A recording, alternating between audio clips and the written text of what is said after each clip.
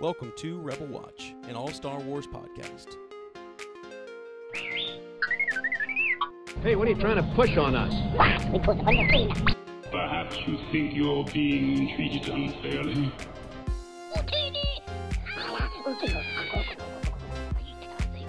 You must learn the ways of the Force.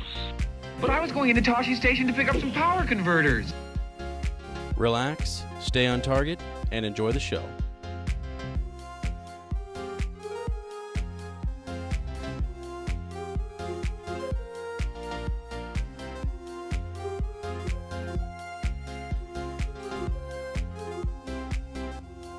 Hey Star Wars fans, welcome back to Rebel Watch. I am Ez, and today I'm going to talk to you guys about my 5 must-haves for the Reylo theory to prevail.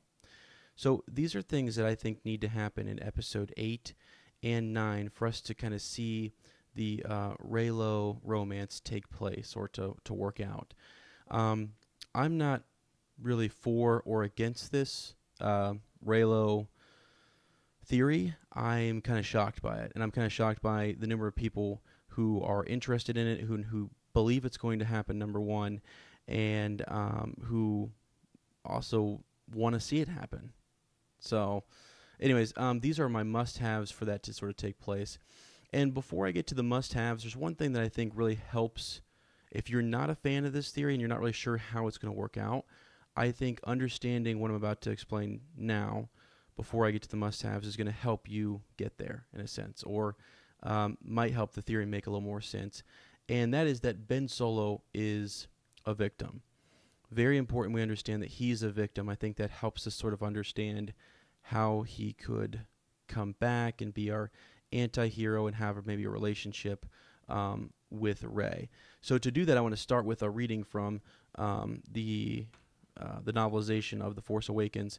And I just thought this was really, really interesting. I started to kind of read the interrogation scene between Kylo Ren or Ben Solo and Rey. That's where a lot of people seem to talk about what's happening there, and we'll get to that.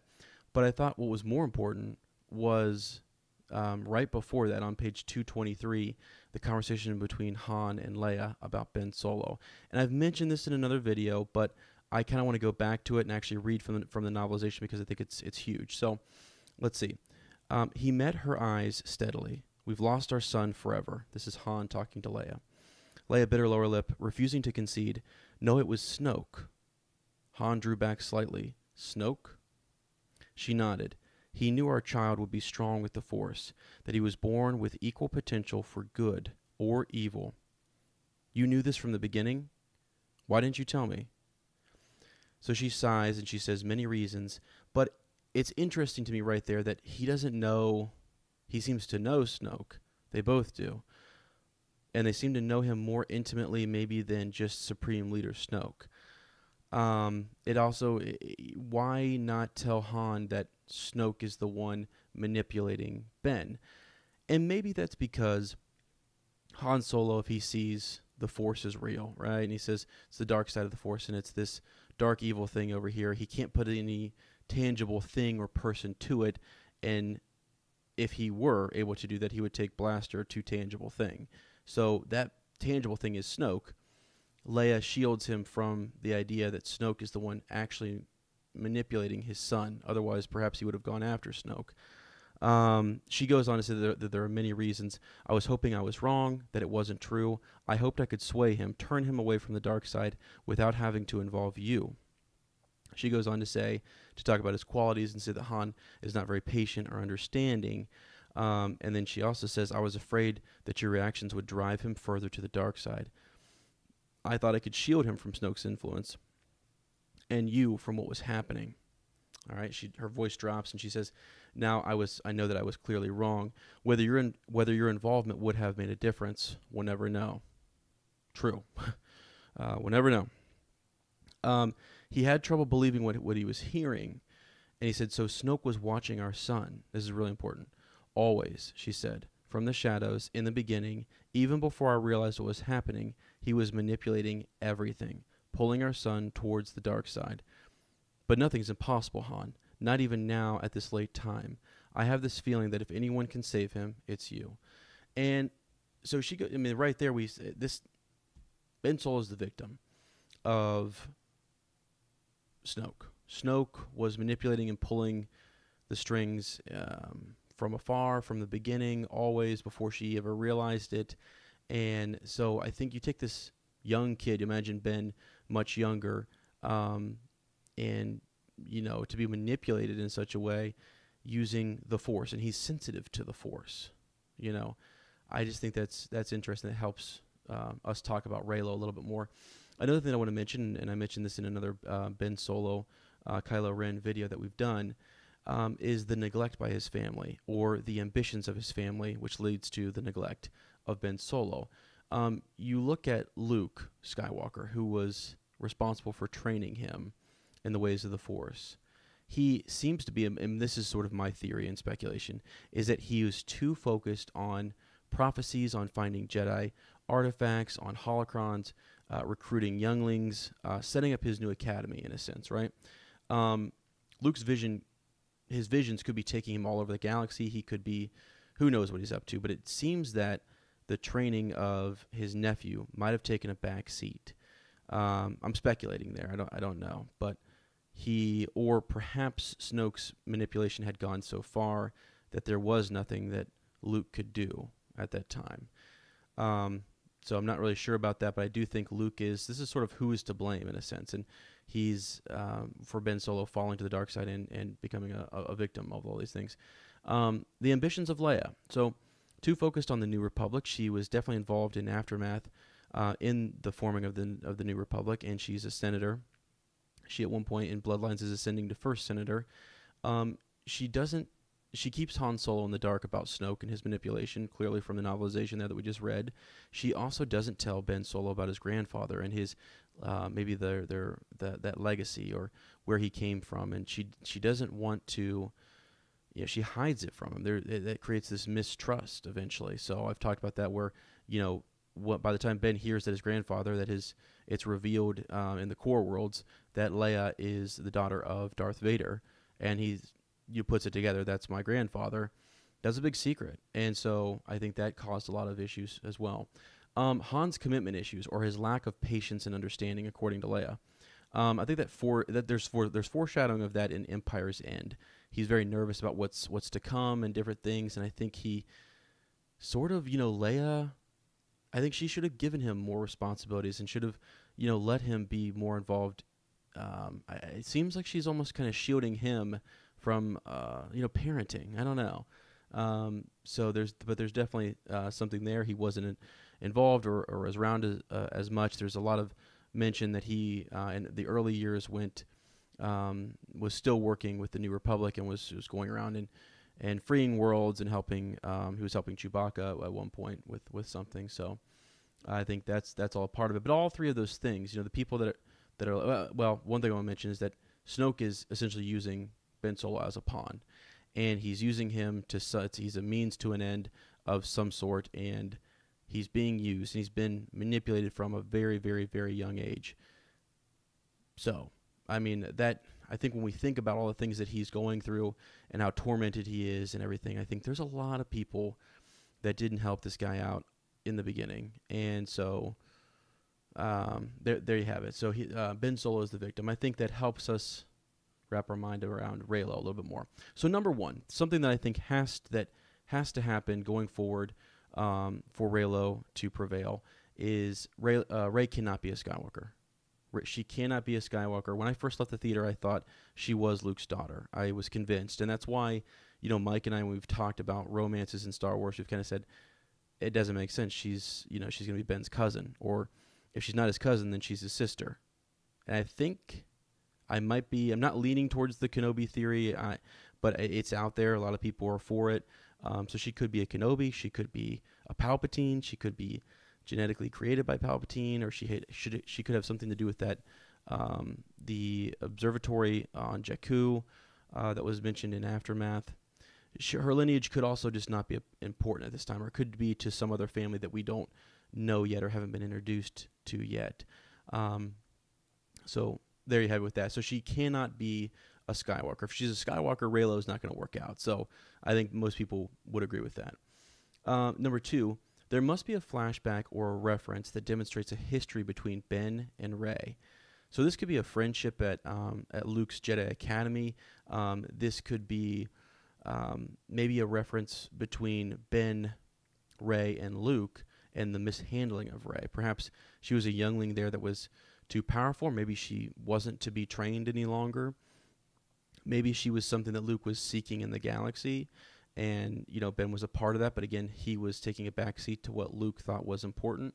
So I think there already is a lot of references that there was something between Rey and Kylo in the interrogation, or even Rey on Takodana when she first sees him. She's had dreams of him. She's had visions, in a sense. And there also seems to be when, this is really interesting, when Ben Solo or Kylo Ren is interrogating Rey on Starkiller Base, he starts to finally probe her mind. I mean, after he's released the restraints and he's been very gentle with her, and he had carried her across the threshold of his ship and all these things that people point out with Reylo. But when he starts the mind probe, he is looking for the map to Luke Skywalker and is distracted by something. There's something there. Actually, before that, Rey, when she looks at his gaze and she sees him gazing at her, there's something underneath it. There's something about it. And that's all mentioned in the novelization. I'm not going to read all of that because it's quite a bit. But when he's mind probing her, something piques his interest, and he deviates from his original goal to see what this is. It doesn't explain what it is, and that's the point where either a block happens or Rey pushes back, or the Force awakens and comes in and says, "I don't think so. You're not going to see that. That's not for you to see right now." I thought it was really interesting. So it also made me almost sort of believe that perhaps there was something that Luke did do something to Rey there, that there was something that he is shielding her, or that the Force is shielding her from. So not quite sure on that one. But so there's definitely some references that demonstrate that there's history between the two of them. But I'm also kind of making the case that there has to be some history between Luke, Rey, and Ben. Something going on there. It seems that Rey seems to know Ben, and then she also seems to know Luke, or there's some familiarity there when she sees him, and also for Luke as well, in his facial expressions and the way that he reacts when he sees her on Auk 2. So that's point number 2. Point number 3, Ben Solo must return to the light side. In the prequels and the originals, we see characters who start in the light side and then move to the dark side. And now, I mean, I guess if you look at the originals, really, we see Darth. If you're looking at just Anakin Skywalker in his story arcs, you kind of see him go from light to dark. We don't really get to see Ben Solo as a light side user, or as a youngling, or just growing up in the academy. I actually think, according to Adam Driver, we might see some of that, or it might be referenced, or Star Wars doesn't really do flashbacks, so I'm not sure if it'll be in a vision or just mentioned. He said we're going to see more of Ben's humanity, so I think that's going to be interesting on how they do that. But anyways, I think we're going to have to see Ben Solo return to the light side. Anakin believed that he had to turn to the dark side to get these powers to save Padme. He believed that he needed this. It was something like nothing else mattered. He had to have these powers, and if he had them, he could save people. I think in the same regard, Ben Solo, it's more than just he's afraid that he's not going to live up to Darth Vader's, legacy, or that he's not going to be as powerful as Darth Vader. He's been manipulated long before he found out that Darth Vader was his grandfather. So what is it that he disagrees with Luke, or the Academy, or the way he's being trained, or perhaps the New Republic? What is it that Snoke is able to kind of feed him that makes him think, I need to learn these powers, or this is the right way to go? Because I think for us to understand Kylo Ren and Ben Solo, we have to understand why he believes what he believes and why he's there. And I think Mike and I just did a whole video where we're talking about humanizing Imperials or the First Order and making them, seem more human. There's something that is appealing to that, Castarfo and the bloodlines, and how he he can appreciate the Empire. He can appreciate he doesn't he doesn't agree with Palpatine being the head of it, but he is for that centralized government. So what is it that Ben Solo philosophically believes that is sort of keeping him where he's at with the First Order? It can't just be that he wants power and control and he's power hungry. I think it's more than that. And I think it may have turned into that eventually, but it started out something similar to Anakin's fall. It was something like he needed these powers, or he felt like he needed to go this route for some reason. So I think that'll be interesting to see. And we have to have him return to the light side for Reylo to prevail. Okay, number 4. Snoke's attention must shift to Rey. So right now, they're hyper-focused. Ben or Kylo and Snoke are very focused on finding Luke and destroying Luke. So I think that's all well and great. That's the start of The Last Jedi. But I think eventually for Reylo to work out, Snoke is going to have to shift his attention to Rey. And that may be after they deal with Luke. Luke may become a Force ghost, may be killed in this next edition.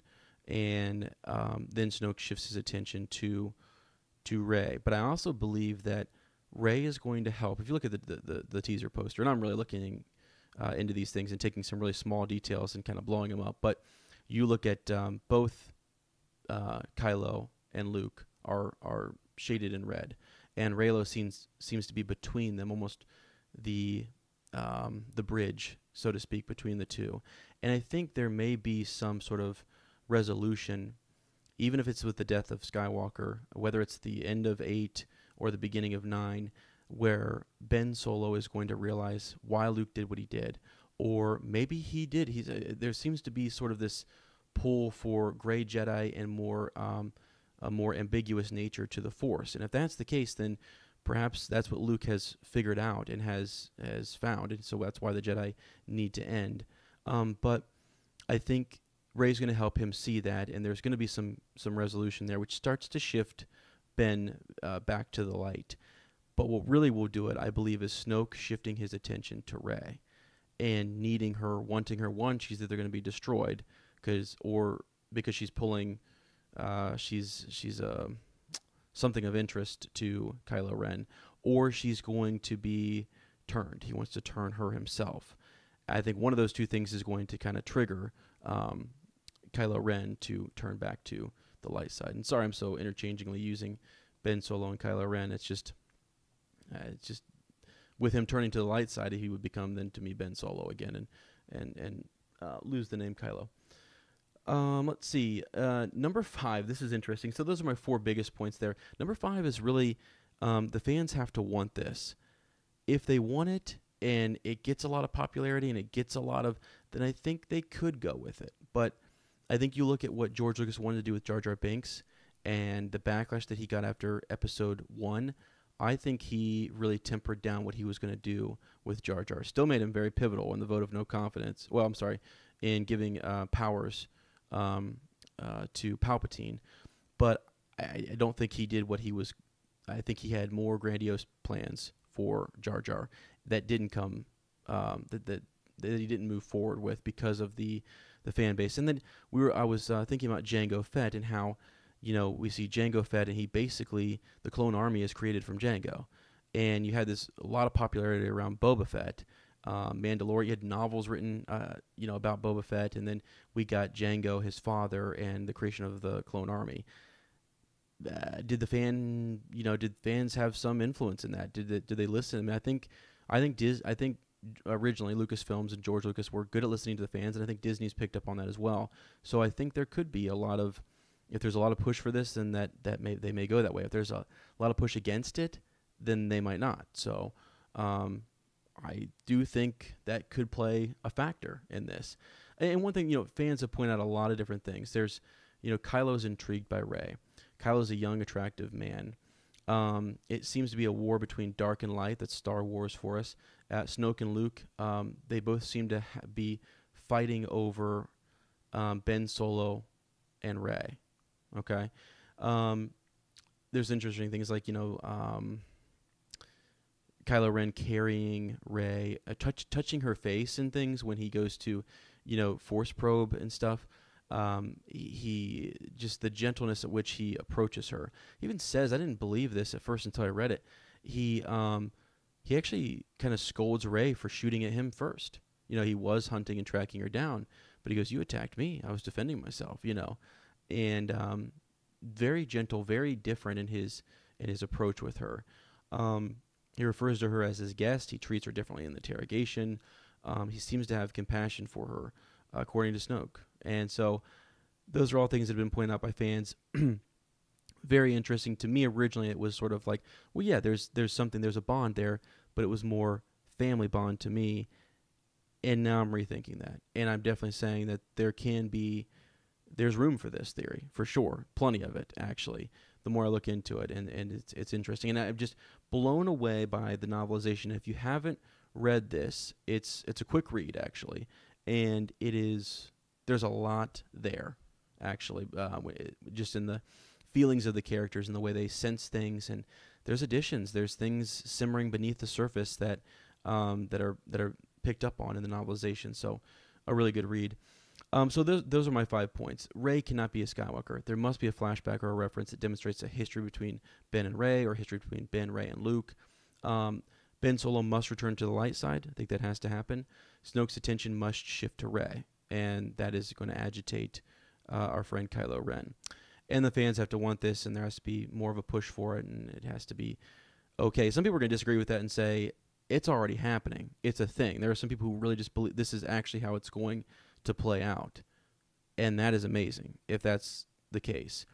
And there are some people who are completely, this is not going to happen. So, I don't know. Really interesting stuff. So let me know what you guys think down in the comments. What do you think are the must-haves going forward in episodes 8 and 9? What do we have to have for Reylo to be a thing? Do you think it is a thing? Do you think it's not going to be a thing? I think you have to understand, a lot of people are coming from a place of they have set in their mind that Rey is a Skywalker, or Rey is somehow related to Ben Solo. But I think if you get past that and you say there's a possibility that's not the case, then this could happen. Then Reylo could for sure be a thing. Another thing I was going to mention is that that fans have pointed out is this. Let me think here.